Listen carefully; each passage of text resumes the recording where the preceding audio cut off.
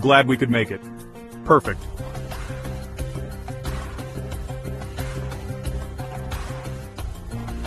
Ready for Frank About Health? We're ready to talk honestly.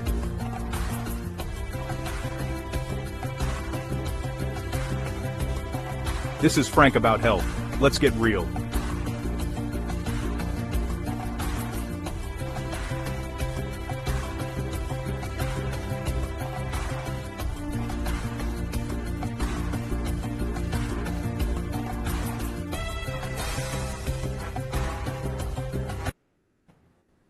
Hey everybody, and welcome to a new episode of Frank About Health. This is a very special episode for me. I bring with me to this episode my co-host of Frank About Health from the days at TalkRadio.nyc. Her name is Dr. Phyllis Quinlan. You see all of her credentials below at her name tag, but she is more than just a professional. She is a true friend, and she has been a very big supporter for me recently in terms of caregiving strategies, ideas, thoughts, solutions for dealing with my father's recent visit to the hospital, among other things. Now, I am here to bring her to this new world of E360 TV because we have big plans in store for all of you who have been watching on the network as well as on YouTube, Facebook, and LinkedIn. We want to just cover this episode to talk about some of the highlights that we had shared together, especially over the last 18 months or so, and then also have a moment where Phyllis can talk about a piece of work that she's been really highlighting on several of our episodes, but now a book is coming out soon, and she's going to feature some details about it. And then we're going to talk about something that we're going to create together right here on the network, which I think all of you out there will find very enlightening and inspirational. If I were to issue a medical disclaimer, it's simply this. These are not the views of the network or of this show, but they are the views of our history together, myself and Phyllis Quinlan. And we just want to say that we're not here to dissuade you from any ongoing medical protocols that you're undertaking for yourself or your family for any mental or physical illnesses or conditions you might have. We're just here to give you food for thought and inspiration. So, Phyllis, thank you for bearing with me on all of our technical difficulties, but I know we're going to come up with a jewel. We always do. And of course, it's always welcome to Frank About Health. Well, thank you. It's always wonderful to be here with you. You know that. Yes, I do. And either way, I just want to say thank you for joining me. This, to me, is a full circle moment. I know that in the old days, we used to do 12 episodes per season. It's not that way here. It's usually 26, but I'm at my 12th episode. And for that reason, I wanted to commemorate just our history together because, like the episode says, this is the legacy and the future of Frank About Health. I am pivoting, as you already know, but at the same time, I'm doing a big service for the profession, the nurses, the doctors, the hospital systems, everything that we've always talked about. But now it's about taking action. We are living in very difficult times, and it's really the patients that have the control. We just have to take it back. Right. And I think that what we've been talking about on the 50 plus episodes that we've co-hosted together.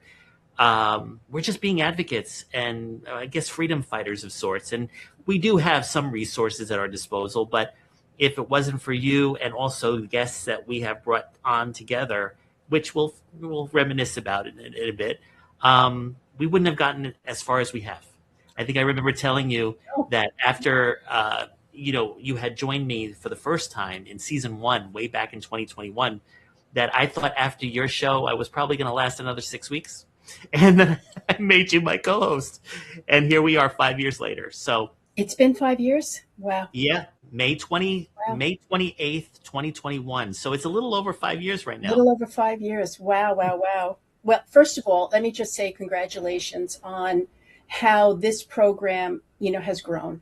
All right. This program has always been a program devoted to raising awareness and promoting advocacy. Now, advocacy, whether it's, individuals advocating for another patient or a disease entity or a program, or just really encouraging people to advocate for themselves. Absolutely. Those have been the two guiding themes, and we've been very fortunate to bring in a variety of guests who talk about a variety of subjects in the Yes. 5 years. And I'm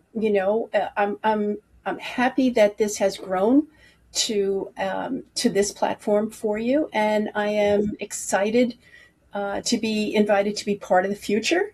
Yes. But happy to walk down memory lane with you tonight.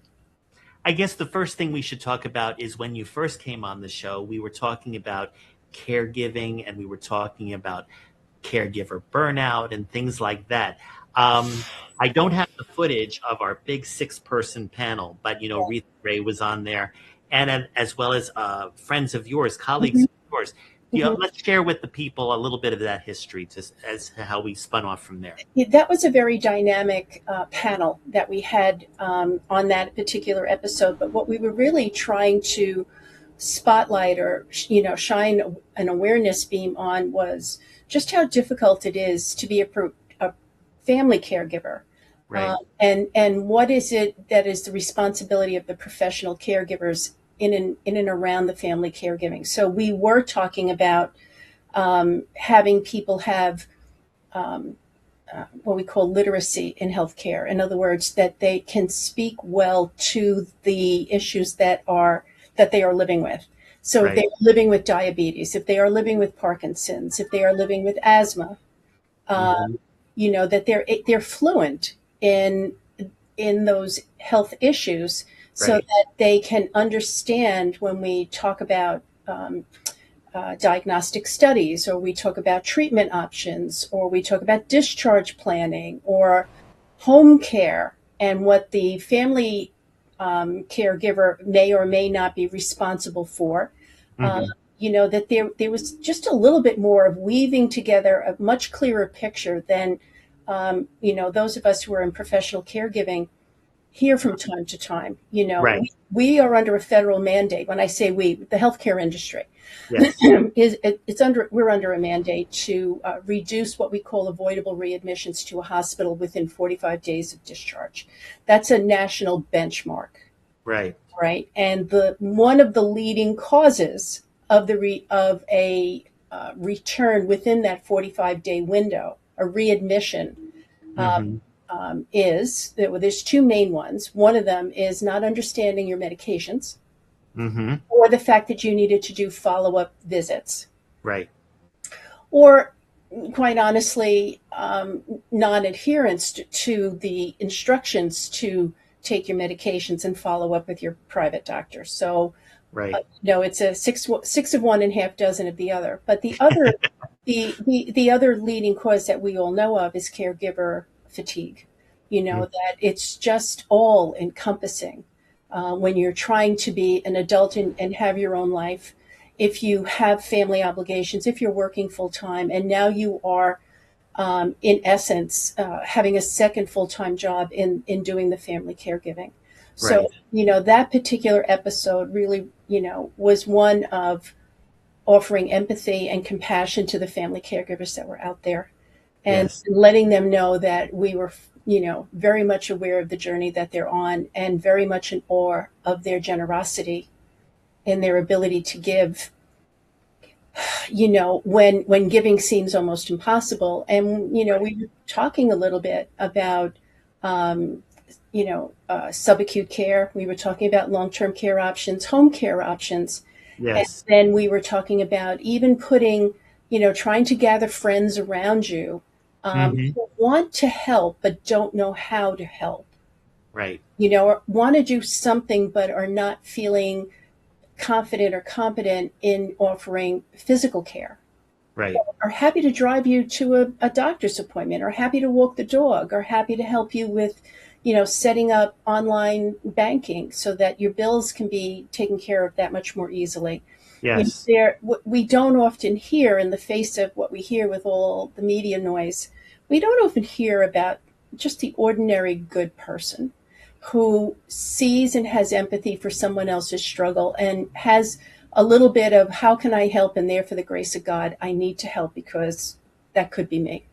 Exactly. And that was such a powerful program, really honoring the selflessness and generosity of the family caregivers, and really hoping at that point that we would get more or extended help, so that the plight of the family caregiver could be weaved into some social support programs.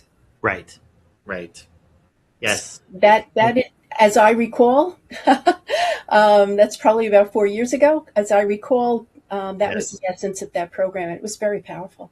And we had some interaction from the people that were watching on YouTube, and actually no Facebook. We were only Facebook at that point. That's right. And being that TalkRadio.nyc was predominantly a radio network, the option of having a video presentation was a benefit. It was, especially during the times of COVID, when everybody was still on lockdown and all you could do was communicate with each other through Zoom and the other virtual platforms that we were operating under at that time. Yeah. I think I remember the numbers we had on that show. Now, of course, it's a smaller scale compared to this particular network, but I would say a 10% response compared to what this network brings, that was pretty good for me at that time. And that's when we were able to even bridge out and go towards other kinds of directions. And well, I think we listened to the listeners. We listened to your viewers, and we took our cue from them that we were onto something that they wanted more of. So, we kind of put our heads together to see what kind of variety of subjects we could talk about. Again, with the whole idea of raising awareness of certain conditions, and certainly, championing the whole idea of advocacy, whether it's you advocating for yourself or the individual advocating for a societal need. Yes. And then do you remember shortly thereafter when I gave you that magical call and said, how would you like to be my co-host on Frank About Health? I can tell you what the response I heard on the other end, but I would rather hear what you had, what your response was, so that way it'd be more. I think there was a long silence before there was a response. When I'm usually pretty good at anticipating a few things. I've been known to have a lot of intuition and, highly sensitive, and, I can kind of not see the future, but kind of start to connect dots so that the next step seems clear. Yes. But boy, oh boy, you took me quite by surprise. I never saw that coming. I never did, but it was an honor.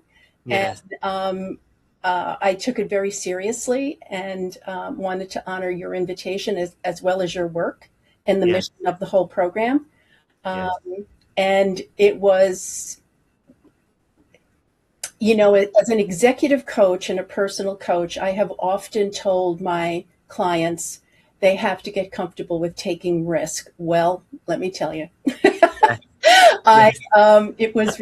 it was really, be careful what you wish for, or the universe laughing like, well, let's see how you do. Right. So it was a leap of faith for you. It was a leap of faith for me. And, and I highly recommend leap of faiths because it turned out wonderfully. Absolutely. And I mean, if anything, even, you were also not just that 2-hour share the care panel. Well, I think it was caregiving panel was my first 2-hour show. Right. But prior to me coming to E360 TV, you were also my last TalkRadio.nyc show. That's right. So I thought it was a perfect bookend. It was. Exactly. And I'm looking, I'm happy to be here tonight, and I'm looking forward to future adventures with you. Absolutely. And then, of course, one such adventure that we took off on was bringing Judy Mandel. You and I were talking, we need a show on addiction. And I want you to share with the audience how this addiction show became more than that. It's definitely a function of our chemistry. This particular show, well, first of all, blessings to Judy. She's an incredible soul. And if you have an opportunity to, read any of her books, you are going to learn a wealth of knowledge. She is incredibly transparent and just a joy. Her story about addiction was not her own personal addiction as such, but more family addiction and how she was supporting people in her family. Mm-hmm. But the irony that came out is that it didn't turn out to be a show about addiction as it was more of a show about a syndrome I was totally unaware of. Same here, yeah. And it's called replacement child syndrome. Yes. So when she first said that to me, on the show, well, I'd like to speak about, replacement child syndrome. I was like, what? Okay. Absolutely. Now I've been doing this an awfully long time, and, I have the degree in social work on top of everything else, and I've never heard of this. And then when she explained it, so for, the benefit of people who are listening tonight, replacement child syndrome occurs in a family where a child is lost. Yes. And through, an accident, a chronic illness, whatever the case may be, the parents lose a child, and and then they go into this grieving process, and which we all would do, right. And but they take it to a little bit of a different level, where wittingly or unwittingly they have another child, and more than likely they are not aware that as they're raising that child, Mm-hmm. they're trying to superimpose the identity of the lost child onto this new child. Yes. So that the child is not born into the family, not necessarily even conceived into the family, with the idea of being its own entity with its own identity and its own ability to contribute and receive love. Yeah. But it's the child is born with a job, and the job is to help the parents close the grief loop on the loss of the first child. Right. And they are there in service of that need, as opposed to being able to have their own life. Correct. You And know, it also was answering about an addiction issue. well, It made you show would it was be more the than least just of it addiction. after that. Do you know what I mean? If you come to, the conclusion that you weren't. You weren't conceived in love and raised in a family that was excited about who you would be and what your secret sauce would be all about, and interested in learning about you and what you're going to be like, and celebrating all your landmarks and all your benchmarks and all your achievements, but really raising you and shaping you to be the other child. I don't know Judy was so tremendous in trying to be able to share with us what that felt like. And then how that bubbles up and how that shapes your entire life. And, and then of course, Jennifer Grigg, Dr. Jennifer Grigg, who specializes in forgiveness and dignity. Mm-hmm. She's a forgiveness coach. That's how she lists herself on LinkedIn. She came in a different episode, and we were talking with her about this, and she was saying that the number one step for the person who is the replacement child is to find the strength and the ability of character, the strength of character and the strength of compassion.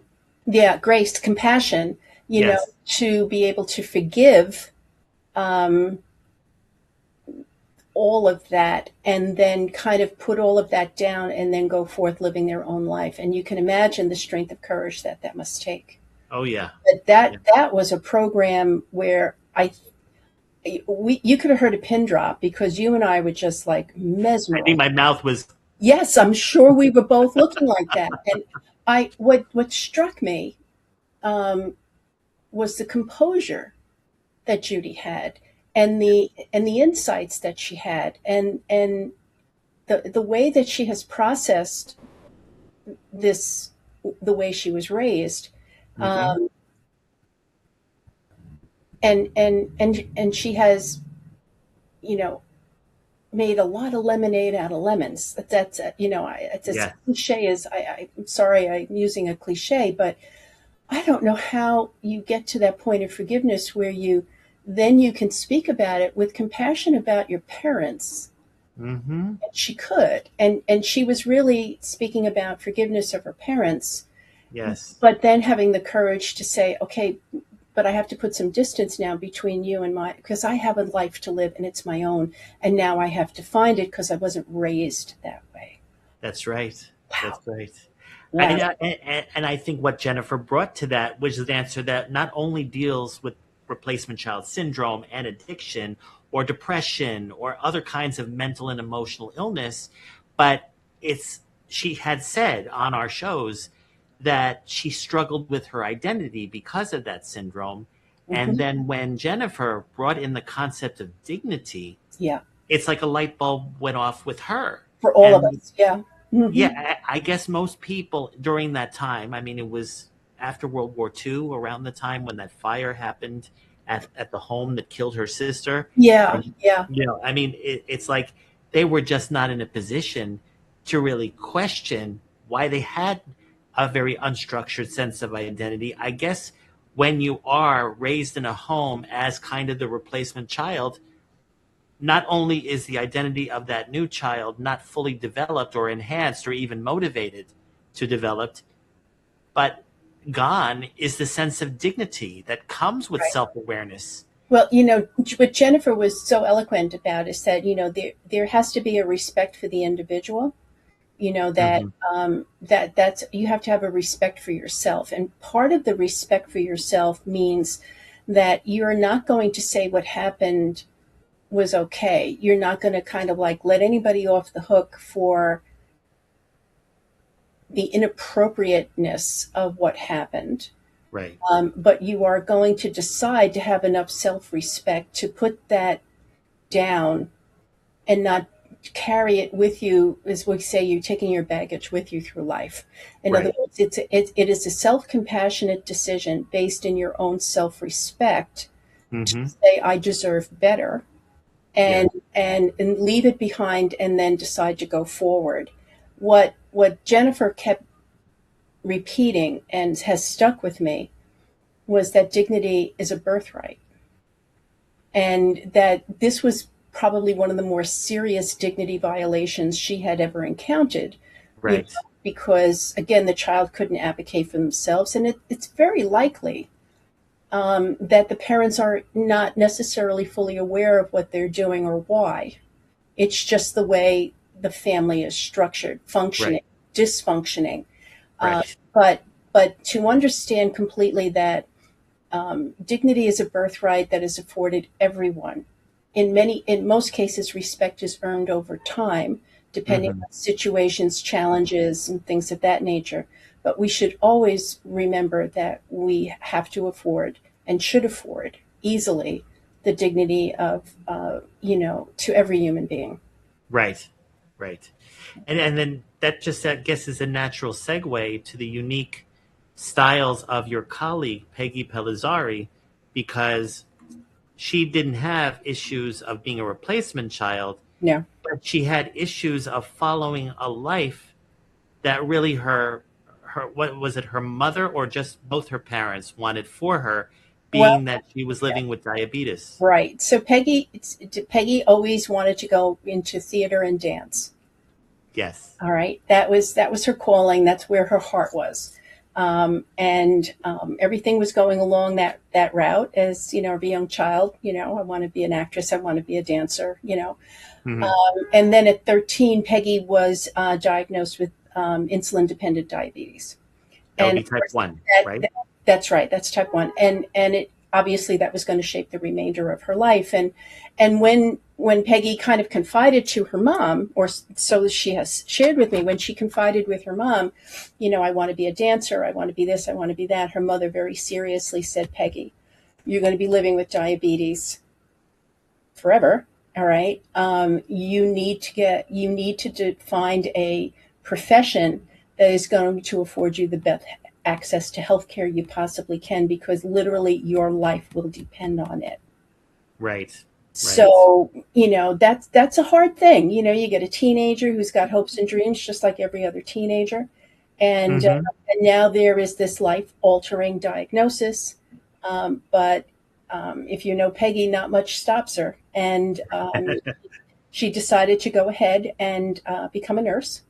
And she started out in critical care and, did some of the regular things that most nurses will do. And then she specialized in caring for children who are living with diabetes, whether they're new onset or they're type 2 diabetes.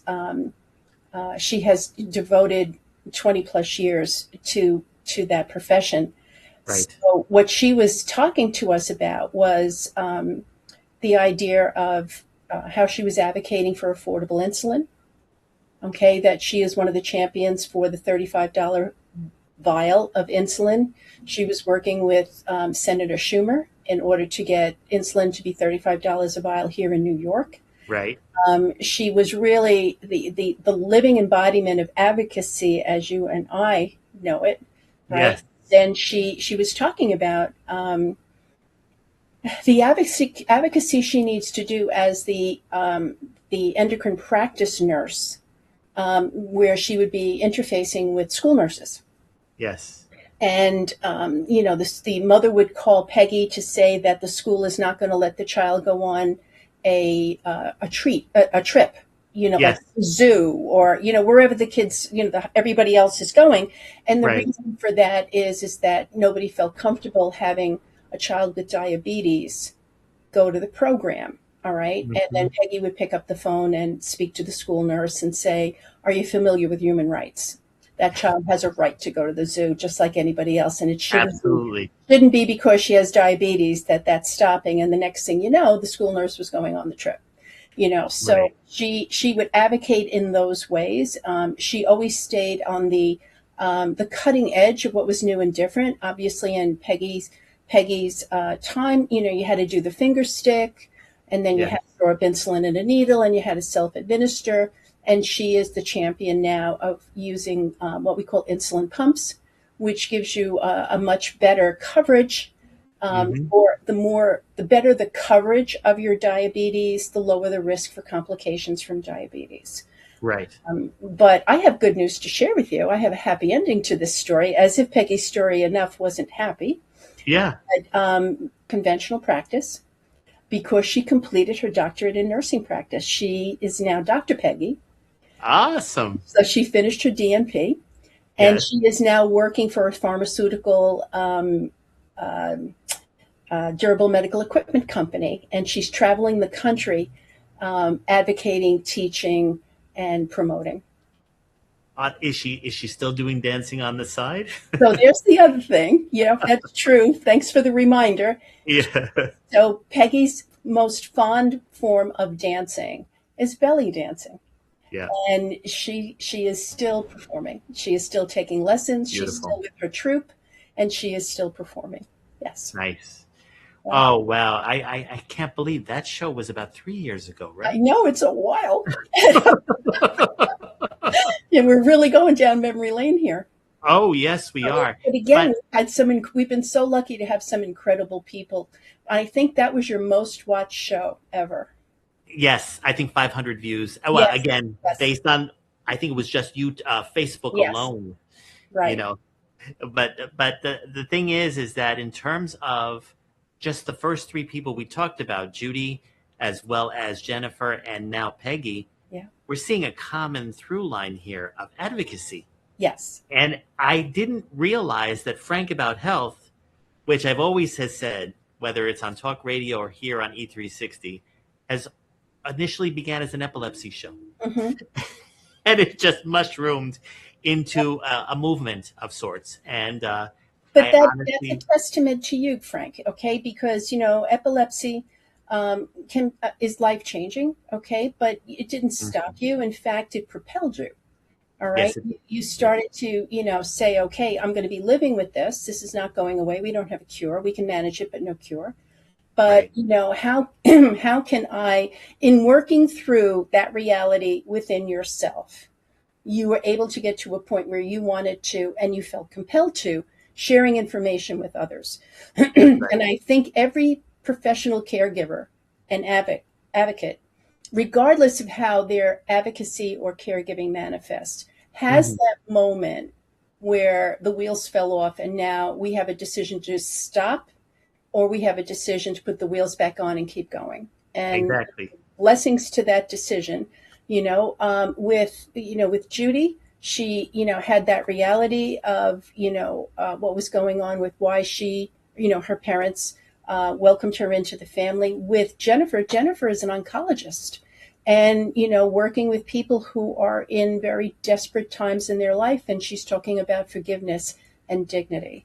All right. Peggy is the start of her teenage years, was, challenged with a life-altering diagnosis. And here she went to nursing school and, really, leaned in and tried to show other children of various ages that, this is a fact, this is your reality, but it's not going to stop you. Right. She would often talk about, going into a child with a new diagnosis, and they're going to talk about the insulin pump. And you can imagine the parents like fading in and out. It's just too much information and they're trying to process it. The child's looking at it, well, easy for you to say, but then Peggy would pick up her blouse and show her pump. And she would say, listen, if I can do it and I'm here, and that would change the whole setting. Absolutely. So it's amazing how we all come to our advocacy calling, how we manifest that advocacy calling, but it's so very, very important that we capitalize on all those opportunities to do so. Absolutely. And yet we also did have another show where the individual couldn't advocate for herself. If you recall, it was Bill and Frankie James. Yes, and Teresa. About Teresa. Now, I think her name was Teresa James. I believe so. Oh, no, actually, it wouldn't be Teresa James because Frankie was her sister who married Bill. So I don't remember what Teresa's last name is. I don't know what Teresa's last name is. Right, but it's Teresa. Right. Yeah. Correct. But in this particular episode, this was the story of, a sister who had her younger sister. I believe it was her younger. I think Teresa was younger. Her younger sister was born with Down syndrome.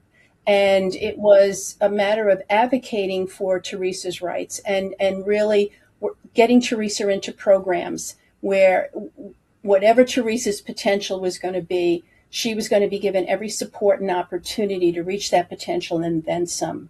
And it's a wonderful story. And they were so courageous because they found themselves in some contentious, arguments with the Canadian government and with family members and other things until they finally got sole custody of Teresa and then could have her live in an environment that was healthy, nurturing, supportive, therapeutic.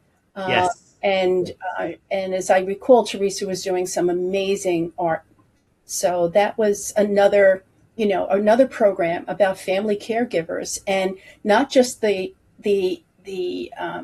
weight of family caregiving day to day, but now layer on top of that, people saying you're not doing a good enough job, people wanting to take, your family member away or do other things, and then having to navigate the legal system and the healthcare system in order to know in your heart what is right for your sister and to stay the course of advocating for her best interest and her health.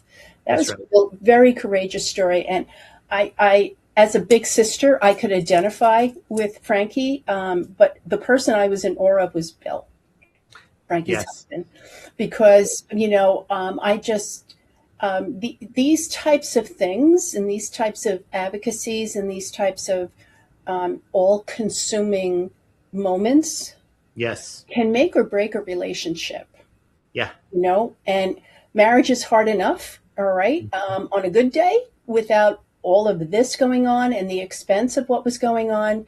Yes. But, Bill stayed the course and was doing the right thing regardless. And I was in awe of his ability to find the strength of character, not just to be a good husband, but to be a good brother-in-law and to be a good Yes. man and to Yes. really support the whole process. I thought he was really amazing. Now, refresh my mind a bit. Was it Bill that actually also brought the case that happened in Canada to the United States for the same rights for people with Down syndrome? I think he's been trying to share that information in the sense of raising awareness and advocacy. I know they wrote a book, Right. and they were doing that. And I think there was a bit of a documentary at some point, but it's been a while, and I'm not totally sure. But I want to say there was a little bit of a documentary Yes. created about that as well. I think it was based on the book. It was Saving Teresa? Saving Teresa or Yes. something along those lines. But Yes. again, incredible people that we keep, meeting, Yes. and we happen upon in our search for the next thing to offer your listeners. And keeping in mind, it's always going to center on caregiving and advocacy. Yes. And I guess also taking a page out of Jennifer's, book, promoting dignity. Yes. And she also does have a podcast, by the way. It's called The Dignity Lab, right? That it is. Yes. That it is. So, we just have been very, very blessed to offer this kind of content. I feel very blessed to be able to, Yes. offer this kind of content and champion these people, to give them a forum to, again, help them raise the awareness and Yes. help them, advocate in the manner that they're choosing to do. Absolutely. Now, there is another photo, but I think that's more in relation to the future parts of Frank Okay. About Health that we will discuss. However, this might be your moment to talk about what you're working on in the present. So I'm going to show everyone a copy of your book cover and give you literally 3-5 minutes, whatever you feel you need, to promote it, being that it isn't released yet. I know you said the timeline is shifting a bit, but hopefully we will be in the position to help really bring it the momentum it deserves once it's ready for release. But I wanted you to give the audience a bit of a teaser or some discussion points that you felt you wanted to reflect, not just on the advocacy work we've done together, but also how it fits what you've been doing as well. Right. Well, Frank, I can't thank you enough for an opportunity to showcase the book and showcase the work. As you know, I am a nurse and I do have hospital-based work. I am a professional coach certified by the International Coaching Federation, and I do hospital-based coaching. But I also have a consulting firm, and my consulting firm is, I've had it since 1994. It's a wonderful little engine that could, me, myself, and I operation. And I have had the honor and pleasure of doing a lot of public speaking, doing a lot of coaching and training, and then working with healthcare executives in team building. Yes. And trying to create healthier work environments. So the creation of a healthy work environment is an overarching passion of mine when we talk about executive coaching, because the idea of having anyone have a career. Now, you can be a professional caregiver. It can manifest as a physician, a nurse, respiratory therapist, social worker, child life, rehab, all of those things. These are, and I honestly feel that anybody who works in a healthcare environment, in their soul, whether they're clinical or not, are professional caregivers, because you don't have to choose to work in a hospital, let alone a trauma center or a heart center or a cancer center. These are trying environments at best. But if you choose to work there, you have this calling, and it's a way of keeping your compassionate nature alive. Yes. Well, over the years, and I've been in nursing 40 plus years, and 3/4 of that in leadership, you find that there are things that can distract you and from your mission and purpose, and then start to distance you from your mission and purpose. And it doesn't have anything to do with the practice of your profession. It has everything to do with the industry of healthcare or the industry of law not Yes. necessarily wanting to be an attorney, but the industry of law, okay? Or the Yes. industry of AI and digital, that Yes. these are not just moments that are for the healthcare professionals in industry. You embark upon a profession Mm-hmm. with a certain set of ideals and hopes and dreams in your head. And then Mm-hmm. there is this collision. And I think I remember in my senior year of nursing school, way back when, they called it reality shock. All right. The reality of what you think your profession is versus how it dovetails into the structure of the organization, the culture of the organization, and the business of the organization. Yep. So, for professional caregivers, I often say you cannot reconcile the practice of your caring profession with the business of healthcare. They're not meant to reconcile. One is business, Yep. the other is a professional calling. Correct. They'll Correct. never align. Absolutely Mhm. never. But if you keep trying to put this square peg in that round hole, what you're going to get is frustration and anger and all of it.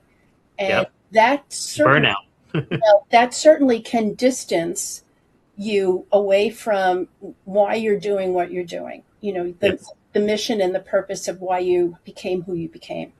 Yes. The other piece to that, all right, is there are healthy workplaces, and this is not an original thought. There are toxic workplaces, and we've all Right.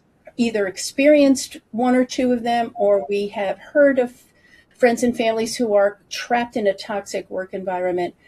And to try to practice at the top of what you want to do in an unhealthy workplace Mm-hmm. is like pushing a boulder uphill, and then it rolls down and you got to push it up again and rolls down and all of that, and it's never ending, and it could lead to burnout, but burnout not in the sense of physical exhaustion, although that's a piece of it.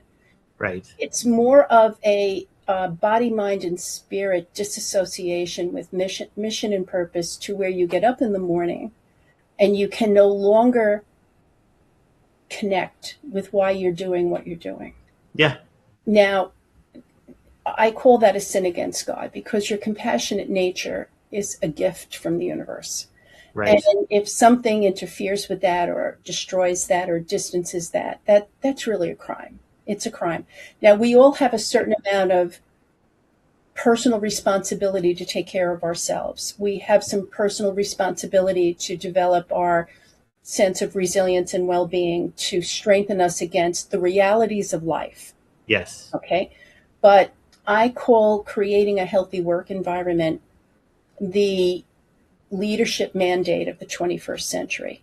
And you want to know why you can't recruit, let alone retain, why people are leaving professions, or they're staying clinical, but they're practicing in a very different area or venue or in a very different way. Right. And you want them to come back to the bedside, but you still have a dysfunctional culture or a dysfunctional workplace. Mm-hmm.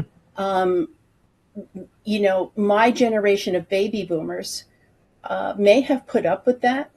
Mm-hmm. We know that the next generation, Gen X's and millennials, were Yes. likely to put up with that and demanded better. Thank God. Yes. But we now know the Gen Zs are like, later for this. They don't even want to hear about this. They have such a wonderful focus on mental health and not pushing yourself when you have nothing left to give, which is what can push you into that burnout piece. Yes. That they are very much looking for, and I don't know if they'll ever actually find a work-life integration or work-life balance, but they have a stronger sense of what's healthy and what's not. Yes. Yes. Which Absolutely. means they are 1/3 of our workforce. 1/3. Yes. Okay. And growing literally by the day. Okay. Yes. So if this is what matters most to them, and you are not realizing this as a leader, and you are not devoting a significant portion of what you do for a living to, into creating and sustaining a healthy work environment, you're going to miss the boat. You're going to bleed talent. People are going to be leaving. And there's so much collateral benefit from creating a healthy work environment. So it has been a subject that has been in the literature now probably 25 years, maybe even a little bit more. And there are, people. There are those people that they put forth. Well, what creates a healthy work environment? What's the definition? What are the components, the building blocks?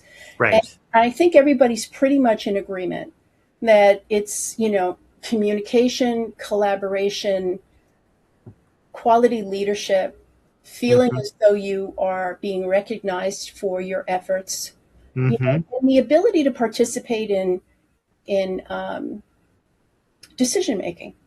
Okay, because this is the most educated workforce ever. So there's no, they're not going to tolerate the message coming down from the mountain. They want participatory governance. They want to participate, a shared governance in what things look like. And there's a lot on all of these various different components in the literature about what creates and can sustain a healthy work environment. And as I read them, I coupled that with personal experience and what I am really hearing a lot from my coaching clients. And I realized that there was a missing piece to this healthy work environment puzzle. And that missing piece was effectively understanding and effectively addressing disruptive behavior in the workplace. This is what the book is about.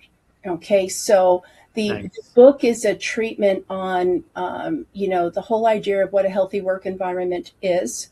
What are some of the components that are out there that make a healthy work environment?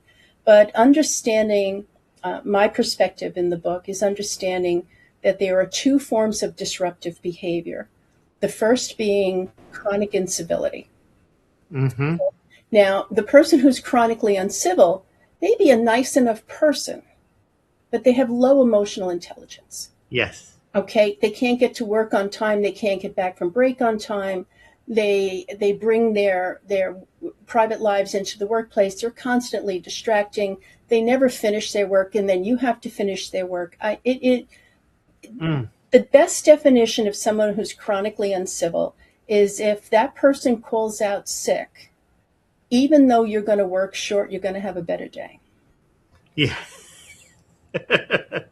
Yeah, I agree. Have to put up with that nonsense. Right. Okay. Exactly. So, that's fortunately the bigger part of the disruptive behavior umbrella. Okay. Is that most of what we need to deal with in the workplace are people who I call chronically uncivil. The smaller portion, but equally damaging, is the person who's engaging in the abusive behavior of bullying. Yes. And they might actually be skilled and have emotional intelligence, but they probably are already reacting from a place of burnout. Would that be safe to say? No. Oh, okay. That's why you can verify it. Not according to how I view it. Now, it could be from a different angle, but not according to how I view it. I am equating the personality of a bully with the personality of narcissism. Oh, I agree with that too. Yes. Okay. So that, when someone engages in abusive behavior, the whole planet, we are not trained enough in aberrant behavior to feel comfortable in effectively dealing with it. All right. We sidestep it. We put it to the side. We tell the two people who are having trouble, fix it on yourself. I'm not your mother, kind of thing. We throw it to human resources, who throws it back. We are just not schooled in the nature of human behavior, let alone the nature of aberrant behavior, other than our beloved behavioral health colleagues. Right. So we don't have that understanding of what we're looking at. And if we're not able to understand what's going on with this person and what's motivating their behavior, then you're not able to manage it effectively and also understand the is there a remedy or is there not a remedy? Right. Mm-hmm. Okay. So in the book, I talk a lot about the nature of a narcissistic mentality. Because what I want leaders to understand is it's very, very different. The narcissistic mentality is a classic mentality that is motivated in very, very different ways than many of us are motivated. And it's hard for us to grasp it, let alone hold on to it, and then respond appropriately to it. Correct. Okay. Correct. The person who's chronically uncivil is a little bit easier to manage, but takes a lot of energy because you have to stay on top of them. Their low emotional intelligence also creates a sense of all about me. They don't read the room. But it's not as though they can't learn to read the room. Now, as an employer, do you have the time, resources, and patience to grow an adult in your employee? No. Likely not. Right. So you can give them a couple of resources, but you can't kind of complete that adult processing piece. Right. So the book talks about how to effectively assess whether the person is an actual bully or whether you're dealing with someone who's chronically uncivil. It talks about the managerial approaches. It talks about working with human resources. And then it talks about options. Do you pour resources into someone, and what do you do? And then, as in every human resource story, it's going to come down to how effectively are you documenting what's going on, because at the end of the day, your process in trying to work with this person has to be supported by documentation that tells an accurate story. Yes, documentation has become key for me in dealing with narcissists, both at the caregiver and familial levels, especially when it comes to my father. So I understand. So the book is hopefully raising awareness. And then really I intended it to be more or less a guide and a workbook for leaders in me advocating for the leader and saying, I want you to consider these approaches in working with people who are bringing disruptive behavior into the workplace. And I'd like them to find the managerial courage to be able to deal with these people effectively, because they only make up about 15% of the workforce, which means that 85% of the workforce is laboring under the influence or the toxicity of these disruptive behaviors. So if you don't effectively deal with your, bully or your chronically uncivil employee, more than likely you're going to start bleeding talent from the 85% who's hanging out, who's coming in every day, trying to do the right thing and work at their highest level. That's a perfect segue to the future of Frank About Health. Ladies and gentlemen, as I've already made it clear, there will be more episodes of Frank About Health, including next week. But because of Phyllis's dynamic approach to everything you've heard throughout the last 50 or so minutes, from caregiving to working with the legal profession to help guide the right relationships when doing caregiving, or even working appropriately with fellow colleagues in the workplace, we are going to create a limited series that will be both instructional and also very enlightening with some of the guests that we actually featured on our reminiscent trip back at TalkRadio.nyc. Now, we are not sure yet of the title or of the time frame, but it'll be soon, and in line with, I presume, the release of your book, and you'll let me know when that all finalizes. Hopefully. I'm sorry, say that again? Hopefully, yes. No more delays. Oh, yes, absolutely. And like I said, there was another picture I had, but you know what? I may actually do a separate episode with her and Phyllis, and therefore I'm going to save the best for another episode. But the point is, what you have heard from me and Phyllis over the last close to an hour is that Frank About Health is exactly not just my name, but what we have both been trying to be with all of you.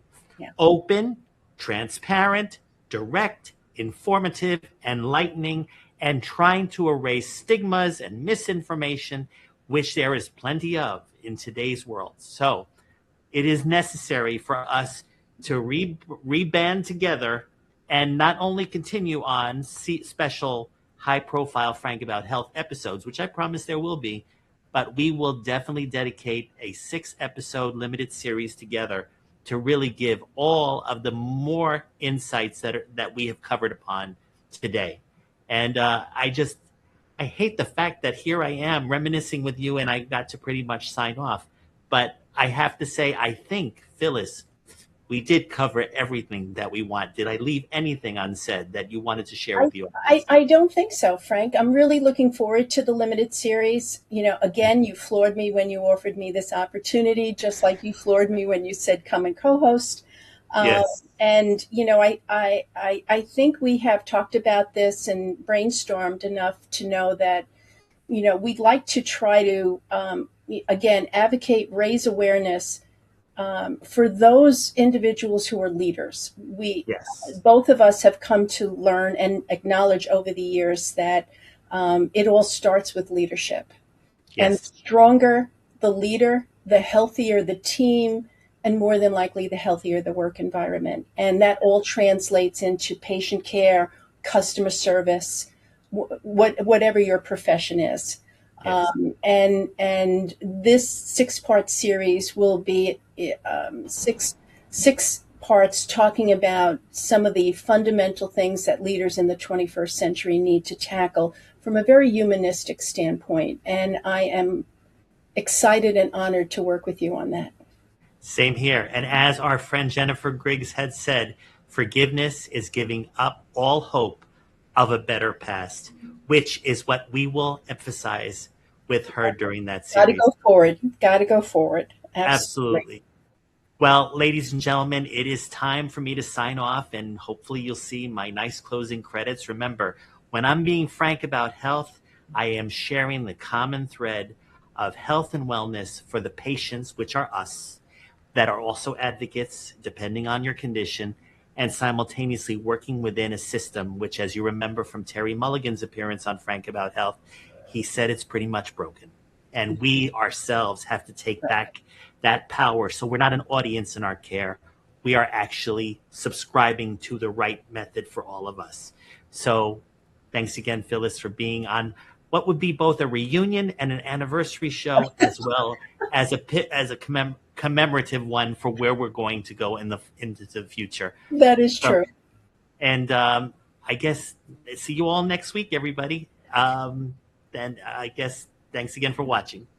Have a good night. Exactly.